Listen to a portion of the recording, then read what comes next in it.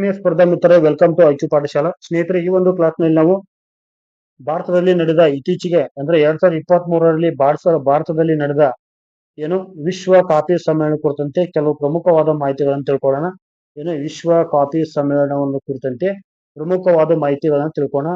ಪೂರಕವಾಗಿ ಒಂದು ಭಾರತದ ಕಾಫಿ ಮಂಡಳಿ, ಜಾಗತಿಕವಾಗಿರ್ತಕ್ಕಂಥ ಕಾಫಿ ಮಂಡಳಿ ಮತ್ತು ಅತಿ ಹೆಚ್ಚು ಕಾಫಿ ಬೆಳೆಯುವ ದೇಶಗಳು, ಅತಿ ಹೆಚ್ಚು ಕಾಫಿ ಬೆಳೆಯುವ ಒಂದು ರಾಜ್ಯಗಳು ಮುಂತಾದ ವಿಷಯಗಳನ್ನ ಈ ಒಂದು ಕ್ಲಾಸ್ ನಲ್ಲಿ ಡಿಸ್ಕಸ್ ಮಾಡ್ತಾ ಹೋಗೋಣ.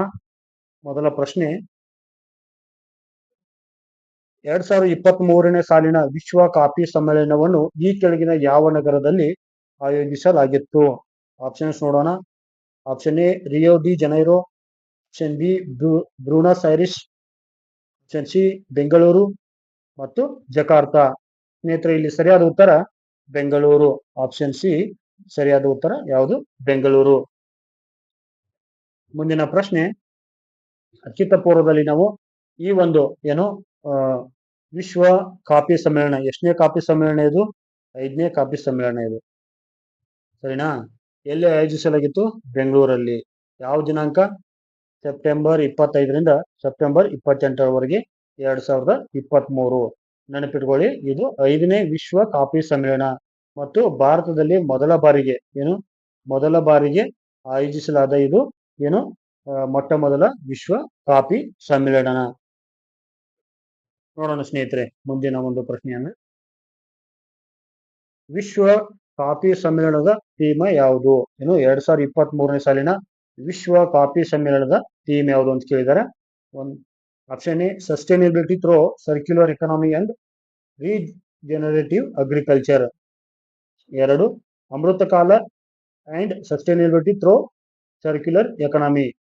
C coffee India and world. Next sustainable coffee and healthy world. ಸ್ನೇಹಿತರೆ, ಇಲ್ಲಿ ಸರಿಯಾದ ಉತ್ತರ ಯಾವುದು ನೋಡೋಣ. ಆಪ್ಷನ್ ಎ ಇಲ್ಲಿ ಸರಿಯಾಗಿರ್ತಕ್ಕಂಥ ಒಂದು ಉತ್ತರ.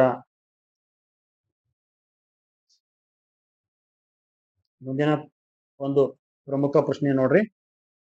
2023ನೇ ಸಾಲಿನ ವಿಶ್ವ ಕಾಫಿ ಸಮ್ಮೇಳನದ ಮಸ್ಕಟ್ ಯಾವುದು? ನೋಡೋಣ, ಆಪ್ಷನ್ ನೋಡೋಣ. ಆಪ್ಷನ್ ಎ ಚೆಂಪಿ ಚಿಕ್ಕ, option B coffee Swami, option C coffee with Gopi, option D Baba Budangiri. ಸ್ನೇಹಿತರೆ, ಇಲ್ಲಿ ಸರಿಯಾದ ಉತ್ತರ ನೋಡೋಣ. Option B. ಆಪ್ಷನ್ ಬಿ ಇಲ್ಲಿ ಸರಿಯಾದ ಉತ್ತರ. ನೀವು ನೋಡ್ಬೋದು, ಇಲ್ಲಿ ಬಂದು ನೋಡು, ಕಾಫಿ ಸ್ವಾಮಿಗಳು ವೆಲ್ಕಮ್ ಟು ಇಂಡಿಯಾ ಅಂತ ಈ ತರ ಒಂದು ಈ ಮಸ್ಕಟ್ ಅನ್ನ ನಮ್ಮ ದೇಶದವರು ಮಾಡಿದ್ರು ಈ ಸಲ. ಮಸ್ಕಟ್ ಯಾರು? ಕಾಫಿ ಸ್ವಾಮಿ. ನೆನ್ಪಿಟ್ಕೊಳ್ಳಿ, ಕೇಳೋ ಚಾನ್ಸಸ್ ಇದೆ ಇದು. ಮುಂದಿನ ಪ್ರಶ್ನೆ, ಭಾರತದ ಕಾಫಿ ಮಂಡಳಿಯನ್ನು ಈ ಕೆಳಗಿನ ಯಾವ ವರ್ಷದಲ್ಲಿ ಸ್ಥಾಪಿಸಲಾಗಿದೆ?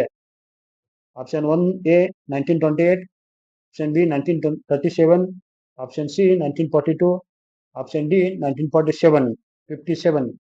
ಸರಿಯಾದ ಉತ್ತರ ಆಪ್ಷನ್ ಸಿ 1942ರಲ್ಲಿ ಏನಂದ್ರ ಈ ಕಾಫಿ ಮಂಡಳಿಯನ್ನ ಸ್ಥಾಪನೆ ಮಾಡ್ತಾರೆ. ಯಾವಾಗ? 1942ರಲ್ಲಿ.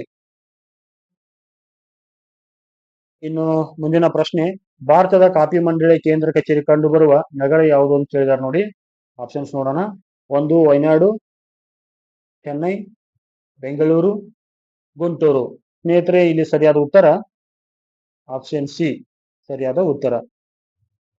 ಆಪ್ಷನ್ ಸಿ ಅಂದ್ರೆ ಬೆಂಗಳೂರಿನಲ್ಲಿ ಏನಂದ್ರೆ ಈ ಭಾರತದ ಕಾಫಿ ಮಂಡಳಿ ಕೇಂದ್ರ ಕಚೇರಿ ಕಂಡು ಬರುತ್ತಾ. ಇನ್ನು ನೆನಪಿಡಬೇಕಾದ ಪ್ರಮುಖ ಸಂಗತಿಗಳನ್ನ ನೋಡೋಣ. ಭಾರತದ ಕಾಫಿ ಮಂಡಳಿ ಕುರಿತಾಗಿ ನೋಡ್ಬೇಕಾದ್ರೆ ನಾವು 1942ರಲ್ಲಿ ಇದು ಸ್ಥಾಪನೆ ಆಯಿತು. ಇದರ ಕೇಂದ್ರ ಕಚೇರಿ ಬೆಂಗಳೂರಲ್ಲಿ ಐತಿ. ಇನ್ನು ಇದರ ಪ್ರಸ್ತುತ ಮುಖ್ಯಸ್ಥರಂದ್ರೆ ಎಂ.ಜೆ. ದಿನೇಶ್. ಅದಾದ್ಮೇಲೆ ಇದರ ಮಾತೃ ಸಂಸ್ಥೆ ಯಾವುದು?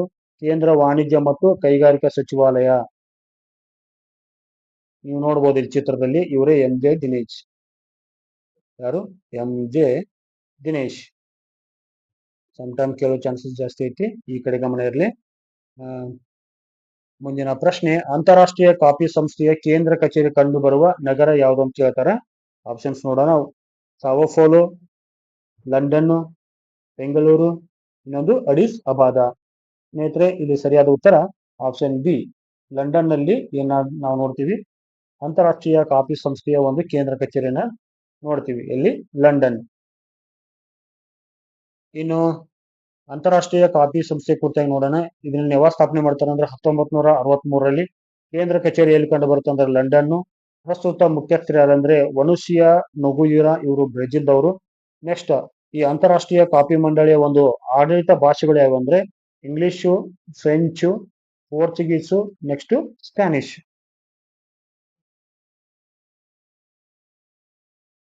ನೆಕ್ಸ್ಟ್ ನೋಡ್ರಿ, 2023ರ ವಿಶ್ವ ಕಾಫಿ ಸಮ್ಮೇಳನದ ಜೀವ ವೈವಿಧ್ಯ ರಾಯಭಾರಿಗಳನ್ನು ಗುರುತಿಸಿ ಅಂತ ಹೇಳಿದ್ದಾರೆ. ಏನು ಬಯೋಡೈವರ್ಸಿಟಿ ಅಂಬಾಸಡರ್ಸ್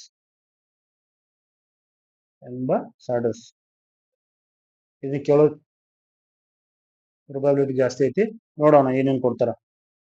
ಒಂದು ಜೇನು ಮತ್ತು ಕೋಸಿಯಾ ಪಿಸ್ತೂಲ, 2 ಆನೆ ಮತ್ತು ಸ್ವರ್ಗದ ಪಕ್ಷಿ, 3 ಇಂಡಿಯನ್ ಹೇರ್ ಮತ್ತು ಮಾರಿಗೋಲ್ಡ್, 4 ನವಿಲು ಮತ್ತು ನೀಲಕುರಂಜಿ, 5 ಸಿವೆಟ್ ಮತ್ತು ಡಾಹ್ಲಿಯಾ. ನೋಡೋಣ ಆಪ್ಷನ್ಸ್ ಏನ್ ಕೊಡ್ತಾರೆ ಇಲ್ಲಿ. ಸರಿಯಾದ ಉತ್ತರ ಆಪ್ಷನ್ ಡಿ. ಇಲ್ಲಿ ಸರಿಯಾಗಿರ್ತಕ್ಕಂಥ ಉತ್ತರ ಯಾವುದು? Option D.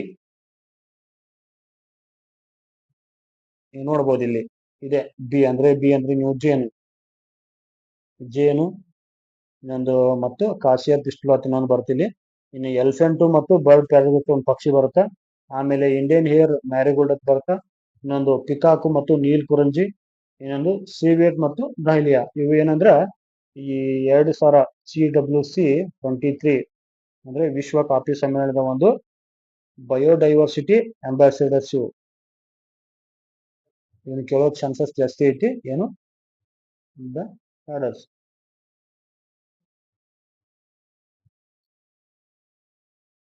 ಇನ್ನು ವಿಶ್ವ ಕಾಫಿ ಸಮ್ಮೇಳನ ಕೊಟ್ಟ ಸಂಪೂರ್ಣ ಒಂದು ಮಾಹಿತಿ ನೋಡೋಣ.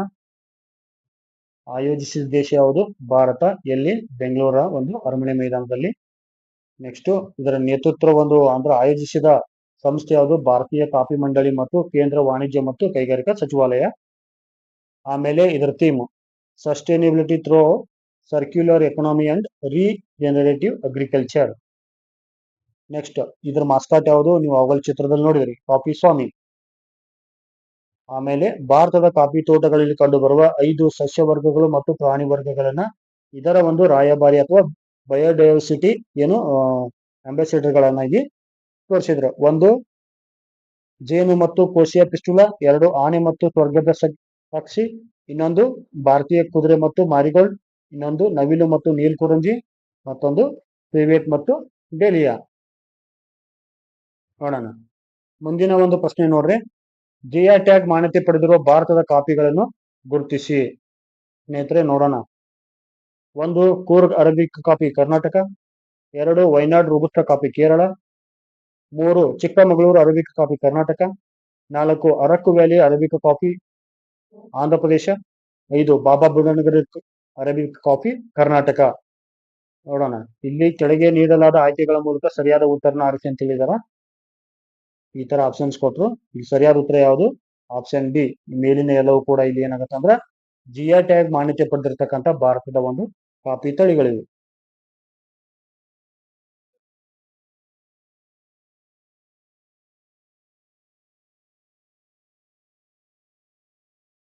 ಸ್ನೇಹಿತರೆ ಭಾರತದಲ್ಲಿ ಅತಿ ಹೆಚ್ಚು ಕಾಫಿ ಉತ್ಪಾದಿಸುವ ರಾಜ್ಯಗಳನ್ನು ಅನುಕ್ರಮವಾಗಿ ಬರೆಯುವಂತ ಕೊಟ್ಟಿದ್ದಾರೆ. 1 ತಮಿಳುನಾಡು, 2 ಕೇರಳ, 3 ಕರ್ನಾಟಕ, 4 ಈಶಾನ್ಯ ರಾಜ್ಯಗಳು. ಆಪ್ಷನ್ಸ್ ಏನ್ ಕೊಡ್ತಾರೆ ನೋಡೋಣ. ಆಪ್ಷನ್ ಇಲ್ಲಿ ಸರಿಯಾದ ಉತ್ತರ ಯಾವ್ದಾಗುತ್ತೆ ಅಂದ್ರೆ ಆಪ್ಷನ್ ಡಿ. ನೋಡೋಣ ಭಾರತದಲ್ಲಿ ಕಾಫಿ ಉತ್ಪಾದಿಸುವ ರಾಜ್ಯಗಳು. 1 ಕರ್ನಾಟಕ ಅತಿ ಹೆಚ್ಚು ಅಂದ್ರೆ 54% ಉತ್ಪಾದನೆ ಮಾಡುತ್ತೆ. ಆಮೇಲೆ ಕೇರಳ 19%. ನೆಕ್ಸ್ಟ್ ತಮಿಳುನಾಡು 8%. ಮುಂದೆ ನೋಡ್ಬೇಕಾದ್ರೆ ನಾವು ಆಂಧ್ರ ಪ್ರದೇಶ ಮತ್ತು ಒಡಿಶಾ ಎರಡು ಸೇರಿ ಏನ್ ಮಾಡ್ತವೆ 17.2% ಉತ್ಪಾದನೆ ಮಾಡ್ತಾವೆ. ಇನ್ನು ಈಶಾನ್ಯ ರಾಜ್ಯಗಳಲ್ಲಿ 1.8% ಉತ್ಪಾದನೆ ಮಾಡ್ತಾವೆ. ಇಲ್ಲಿ ನೋಡ್ಬೋದು ನೀವು ಕಾಫಿ ಅಂದ್ರೆ top 10 largest coffee producing states in India ಕೊಟ್ಟಾರೆ. 1 ಕರ್ನಾಟಕ ನೋಡ್ತೀರಿ, ಆಮೇಲೆ ಕೇರಳವನ್ನು ನೋಡ್ತೀರಿ, ತಮಿಳುನಾಡು, ಒಡಿಶಾ, ಆಂಧ್ರ ಪ್ರದೇಶ, ಒಡಿಶಾ, ಮೇಘಾಲಯ, ತ್ರಿಪುರಾ, ಅಸ್ಸಾಮು, ಮಣಿಪುರು, ನಾಗಾಲ್ಯಾಂಡ್. ಇಷ್ಟು ಒಂದು ಟಾಪ್ 10 ಸ್ಟೇಟ್ಗಳನ್ನ ನಮ್ಮ ಇಂಡಿಯಾದಲ್ಲಿ ನಾವು ನೋಡ್ತೀವಿ. ಏನು ಭಾರತದಲ್ಲಿ ಅತಿ ಹೆಚ್ಚು ಕಾಫಿ ಉತ್ಪಾದಿಸುವ ರಾಜ್ಯಗಳನ್ನ ಈ ತರ ನೋಡ್ತೀವಿ. ಇನ್ನ ಮುಂದಿನ ಒಂದು ಪ್ರಶ್ನೆ ನೋಡ್ರಿ, ಅತಿ ಹೆಚ್ಚು ಕಾಫಿ ಉತ್ಪಾದಿಸುವ ಒಂದು ರಾಷ್ಟ್ರಗಳನ್ನು ಅನುಕ್ರಮವಾಗಿ ಬರೆಯಿರಿ ಅಂತ ಕೊಟ್ಟಿದ್ದಾರೆ. ನೋಡೋಣ. ಆಪ್ಷನ್ ಎ ಏನ್ ಕೊಡ್ತಾರಂದ್ರ ಬ್ರೆಜಿಲ್, ವಿಯೆಟ್ನಾಂ, ಕೊಲಂಬಿಯಾ, ಇಂಡೋನೇಷ್ಯಾ ಕೊಡ್ತಾರ. ಆಪ್ಷನ್ ಬಿ ಅಲ್ಲಿ ಏನ್ ಕೊಡ್ತಾರಂದ್ರ ಭಾರತ, ಬ್ರೆಜಿಲ್, ವಿಯೆಟ್ನಾಂ, ಕೊಲಂಬಿಯಾ ಕೊಡ್ತಾರ. ಆಮೇಲೆ ಆಪ್ಷನ್ ಸಿ ಅಲ್ಲಿ ಬ್ರೆಜಿಲ್, ವಿಯೆಟ್ನಾಂ, ಭಾರತ ಮತ್ತು ಇಂಡೋನೇಷ್ಯಾ ನೋಡ್ತೀವಿ. ಆಪ್ಷನ್ ಡಿ ಅಲ್ಲಿ ಬ್ರೆಜಿಲ್, ಕೊಲಂಬಿಯಾ, ವಿಯೆಟ್ನಾಂ, ಇಂಡೋನೇಷ್ಯಾ ನೋಡ್ತೀವಿ. ಇಲ್ಲಿ ಸರಿಯಾಗಿರ್ತಕ್ಕಂಥ ಉತ್ತರ ಯಾವುದು? Option A. ಆಪ್ಷನ್ ಎ ಇಲ್ಲಿ ಸರಿಯಾಗಿರ್ತಕ್ಕ ಒಂದು ಉತ್ತರ. ಅಂದ್ರೆ ಬ್ರೆಜಿಲ್ ಮೊದಲ ಸ್ಥಾನ, ಆಮೇಲೆ ವಿಯೆಟ್ನಾಂ, ಕೊಲಂಬಿಯಾ ಮತ್ತು ಇಂಡೋನೇಷಿಯಾ. ಇಲ್ಲಿ ನೋಡೋಣ, ಪ್ರಪಂಚದಲ್ಲಿ ಅತಿ ಹೆಚ್ಚು ಕಾಫಿ ಉತ್ಪಾದಿಸುವ ಒಂದು ಟಾಪ್ 10 ದೇಶಗಳನ್ನ ನೋಡೋಣ. ಮೊದಲ ಸ್ಥಾನದಲ್ಲಿ ಇರ್ತಕ್ಕಂಥದ್ದು ಬ್ರೆಜಿಲ್, ಆಮೇಲೆ ವಿಯೆಟ್ನಾಮು 2ನೇ ಸ್ಥಾನ, 3ನೇ ಸ್ಥಾನದಲ್ಲಿ ಕೊಲಂಬಿಯಾ, 4ನೇ ಸ್ಥಾನದಲ್ಲಿ ಇಂಡೋನೇಷ್ಯಾ, ಆಮೇಲೆ 5ನೇ ಸ್ಥಾನದಲ್ಲಿ ಹೊಂಡುರಾಸು, ಆಮೇಲೆ ಇಥಿಯೋಪಿಯಾ, 7ನೇ ಸ್ಥಾನದಲ್ಲಿ ಪೆರು, ಯಾವುದು ಇನ್ನು 8ನೇ ಸ್ಥಾನದಲ್ಲಿ ನಮ್ಮ ಇಂಡಿಯಾ. ನೋಟ್ ಮಾಡ್ಕೊಳ್ಳಿ, ಇದು ಇಂಪಾರ್ಟೆಂಟ್ ಆಗುತ್ತೆ.